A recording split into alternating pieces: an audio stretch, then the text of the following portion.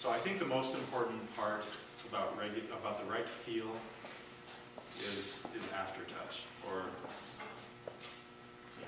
jack space, whatever you want to call it. I think that is the key component of a good touch. There are 3 ways to give you the right amount of aftertouch. What are those 3 ways? Blow. Or to fiddle with aftertouch. There's blow distance. Dip, blow, and let off. Okay, so how do you know what to fiddle with?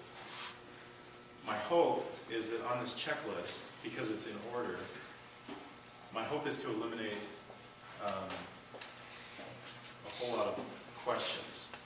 Double work. Yeah, double work like Jim was talking about. So I put square space and level keys. They have to be square space and level first, for reasons that we don't need to go into. I like to do let off. Val, will you hand me the let off magnet thing? I like to do let off first because, as Carl says, nothing affects let off and let off affects nothing. So I just get it out of the way. Okay, this I got at a craft store, and it's 1/16 of an inch thick, self-adhesive magnets. So I just stuck them together, which gives me 1/8 of an inch. So you can stick this to the strings, and in the center section, what I like to do is adjust let off such that the hammer just kisses it, and that's off. Oh, and by the way, sometimes on these old uprights, you have to remove, this is something you just kind of have to know, you have to remove the felts, the front rail felts, so that you have way too much dip. This, I mean, it's just sometimes, because you have to have plenty of dip, so that to ensure that it's going to go through its, to ensure that it's going to go through its full motion. Okay, so it's going to be 1/2 inch of dip or something like that when you take that felt off. But don't worry about that. I just put it on the part where the key slip goes. Just put them in order there. So in the center section, it just kisses this. In the base, it kisses it, but maybe a little bit less. In the high treble, maybe it'll be a little bit closer because, well, we won't talk about why. You want it a little bit closer, so it's going to be a little bit more than a kiss. It'll almost be like a punch of the 1/8 inch thick. Does everybody understand what I'm doing here for let off? Okay. Okay, so that's the first thing. So of the 3 things, let off, dip, and blow distance, we know that we want let off a certain place, and that's not going to change. So we just get that out of the way. So now the 3 things, let off, dip, and blow distance, we only have 2 left to fiddle with. Well, the second one, we know that dip is going to be more or less 394, that's 10 millimeters. Sometimes you can fudge it one way or the other.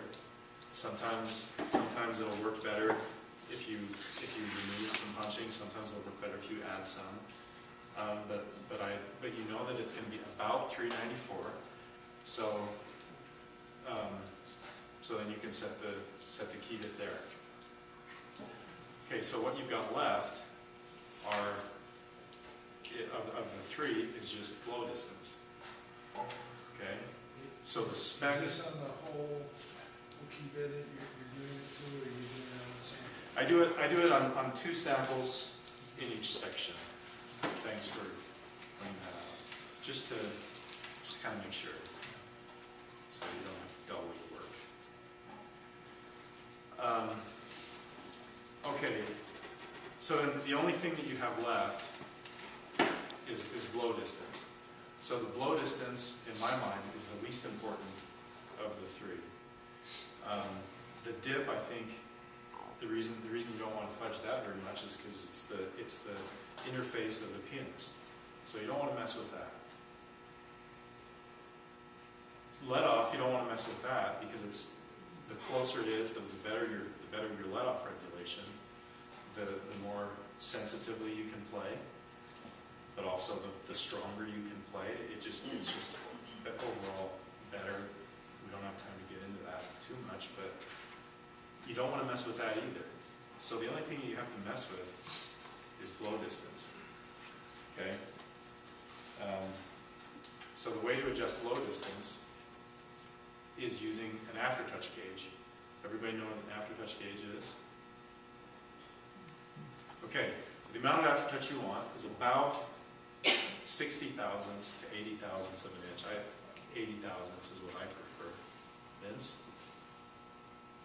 80 thousandths? Oh, you mean 80.8? Or do you 80 thousandths? 80 thousandths of an inch. Oh, Aftertouch. okay, so I'm here. You just need another zero.